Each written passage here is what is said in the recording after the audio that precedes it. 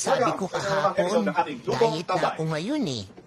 Pero sige, bukas na lang ulit. Ikaw ba ay nahihirapan mag-isip? Promise! Huwag kang nalung! Oh, sige lang. 1, 2, 3. Welcome sa panibagong episode ng Lutong Tambay. Ikaw ba ay nahihirapan na mag-isip ng iyong uulamin? Ikaw ba ay nahihirapan na mag-isip kung anong ipapakain sa iyong mga anak?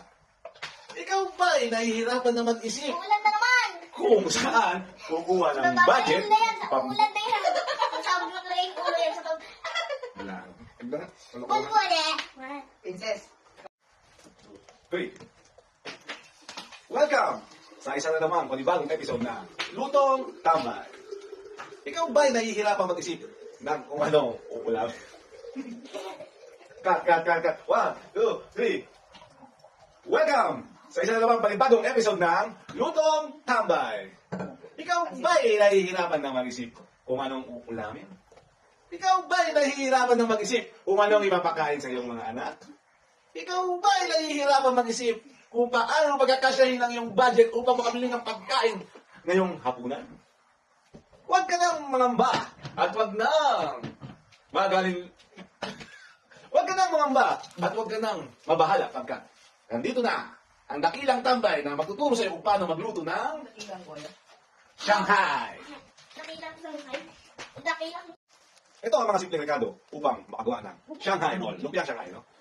Meron tayong carrots, sibuyas, at bawang. Ngayon, unahin natin ang paghiwa ng carrots. Iwain lang natin siya ng maliliit o box-box. Or kung meron man kayong grinder o gilingan, mas mainam at mas mapadali. Ngayon, ang meron lang ko dito ay yung hand na processor, yung grinder. So, bala kong gawin dito sa carrots, ay hihiwain ko muna ng maliliit. Nilalagay ko sa gilingan para madali lang pag-iwa. Pagkain muna natin ang carrots. Yan na, may natin. Ayan, tapos na hiwain ng carrots at ilagay natin sa ating food processor na mano-mano. Magiging pa siyang gilid. Tingnan natin kung okay kung mano-manong ang gilid. Food processor. Tapos, isunod naman natin ang sibuyas. Magiging natin ng sibuyas. Ay, ito dapat na dibahin sa apat. Yan, tawag yung Tingnan natin sa food processor ang mano-mano. At isunod naman natin ang bawang. Diretso na natin. Tingnan natin lang kasi nga tayong food processor. Yan. Kaya ngayon, itakpan natin. Yan. Ito yun.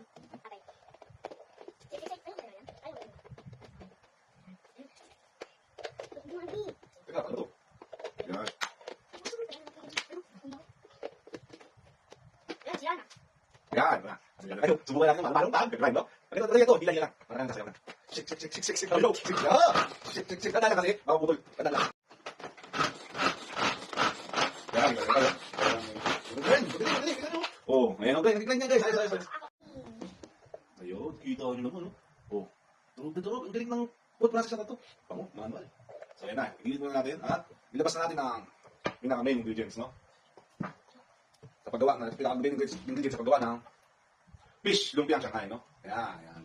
So, presyong abot kaya, no? Kaya okay na para makita nyo. May sabaw to. Pero siyempre, kukunin natin ang laman at itatanggalin muna natin yung sabaw. Kaya meron daw dito, sabaw. Yung sabaw, lalagyan natin dito. Sinagamit natin yan. Mamaya, para sa palmasa, yung ating fish Shanghai, lumpiang Shanghai, no? Kaya dalawa yan. Itong presyo kasi natin to, around 70 pesos na. Kaya bibili kami ng baboy, mga kilo, para makalit na around 400 kilo. Kaya pagkano lang, no? Isa.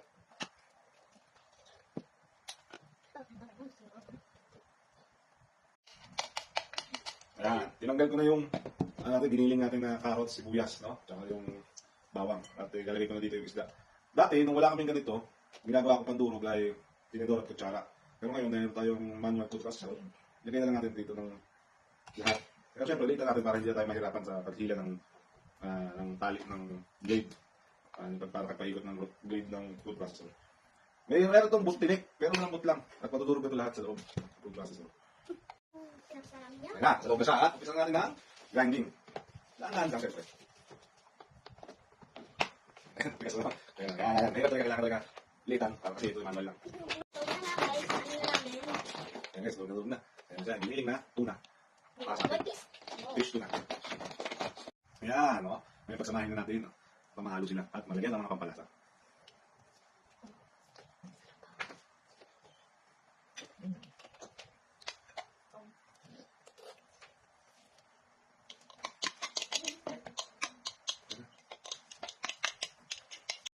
May naman ang ating pampalasa, no? Bigat bisa. Minsan lang. At paminta. Ano na? Tapos na. Thank you. Ito pala ang anak, no? Yan. Kaya ang support.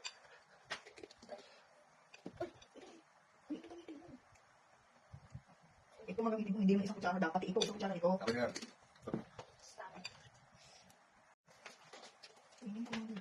Yan, no? Halo na. Siyempre, hindi kompleto ang ating lumpiang Shanghai kung walang tanda, no? So, tatapusin na natin ito at medyo gutom na kami, no? Ayan na. Balot na natin ang lumpiang Shanghai. Magawa sa isda, no? Yan.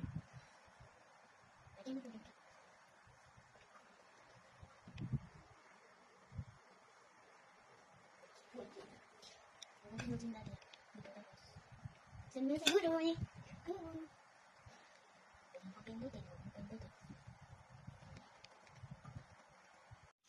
Yan, lutuin natin sa mababang apoy para hindi masunog.